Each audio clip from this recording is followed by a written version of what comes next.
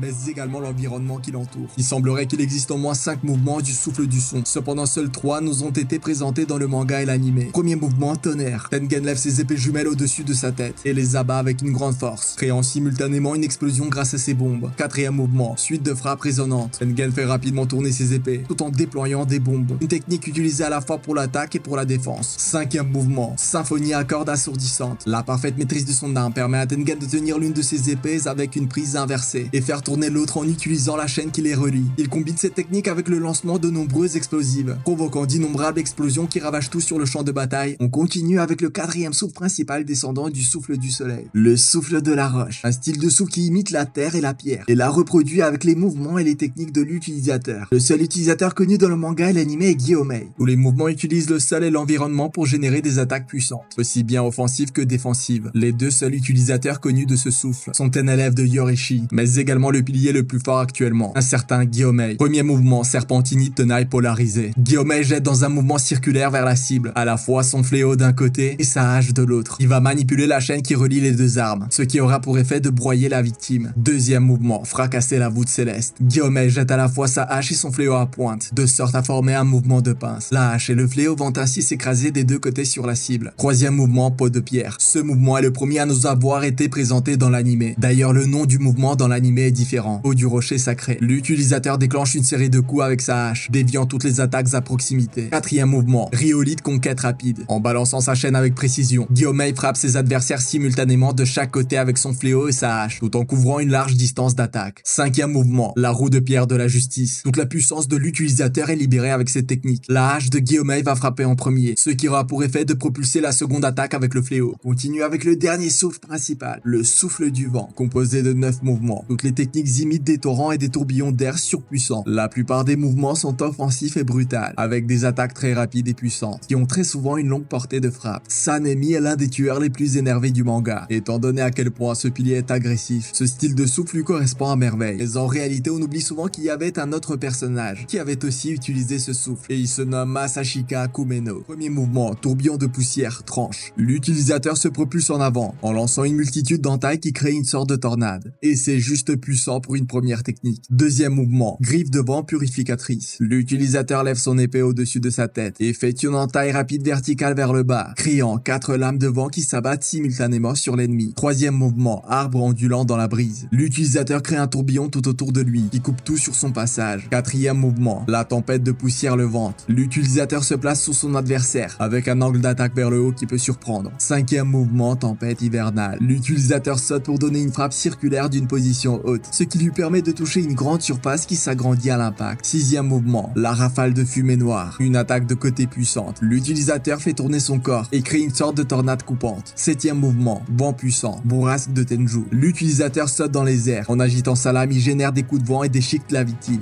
Huitième mouvement, frappe de la première bourrasque. L'utilisateur saute dans l'air et agite sa lame qui génère des torrents circulaires de vent, qui peuvent découper très facilement l'ennemi. Neuvième mouvement, la forme finale qui fond de scandale. L'utilisateur effectue un backflip et fait face à son adversaire dans les airs, libérant une puissante rafale circulaire qui tranche tout sur son passage. Il existe deux styles de souffle dérivant du souffle du vent. Le souffle de la bête, créé et développé par Inosuke Hashibira en personne. Le souffle de la bête regroupe des techniques imprévisibles, féroces et brutes. Créateur et le seul utilisateur de ce souffle connu est le grand Hashibira Inosuke. D'ailleurs, ce dernier est un autodidacte, n'ayant pas pu être formé par un maître d'armes. Il a dû se débrouiller tout seul en inventant son style de souffle, qui implique obligatoirement l'utilisation des 2 sabres sur mesure d'Inosuke. La plupart des techniques de ce souffle sont appelées des crocs ou des charges. Ce souffle est composé de 10 mouvements plus un mouvement spécial improvisé. Première charge, perforation. Inosuke aligne ses 2 sabres et lance son attaque en les enfonçant dans la cible. Deuxième croc, lacération. Inosuke lance une attaque croisée en diagonale avec ses 2 sabres. Troisième croc, déchiquetage. Inosuke lance une attaque frontale en croisant ses lames vers l'extérieur. Quatrième charge, dilacération. D'une position haute, Inosuke se jette sur sa cible en infligeant de multiples taillades. Il finit avec un impact en coup croisé diagonal. Cinquième croc, mutilation furieuse. Inosuke s'élève dans les airs et déchiquette tout autour de lui dans toutes les directions. Une technique offensive et défensive à la fois. Sixième charge, broyage. Inosuke coince la tête de l'ennemi entre ses lames et commence à broyer sa cible. Septième mouvement, détection. Inosuke utilise une méthode de concentration qui lui permet d'identifier la position de ses ennemis. Il plante généralement ses sabres dans le sol pour utiliser cette technique. Remarque, cette technique dans l'anime est appelée mouvement. Elle est très différente de toutes les autres techniques. Huitième charge, charge explosive. Inosuke se concentre et fait enfler tous ses muscles. Il va utiliser cette technique pour foncer vers l'ennemi, sans se soucier de sa défense. Neuvième croc, taillade ondulante divine. Pour atteindre une cible hors de portée, Inosuke disloque les articulations de son bras pour augmenter sa force et son champ d'attaque. D'ailleurs, cela va surprendre le beau papa d'Inosuke. Dixième croc, les crocs tournoyants. Inosuke fait tourner ses sabres, ce qui crée une puissante rafale de vent. C'est également une technique défensive qu'Inosuke a utilisée pour dissiper les nuages gelés de Doma. Dernière technique, la frappe lancée. Ce mouvement a été improvisé par Inosuke pour venir en aide à la future femme de Tanjiro Tanjiro. Inosuke jette ses deux sabres vers l'ennemi.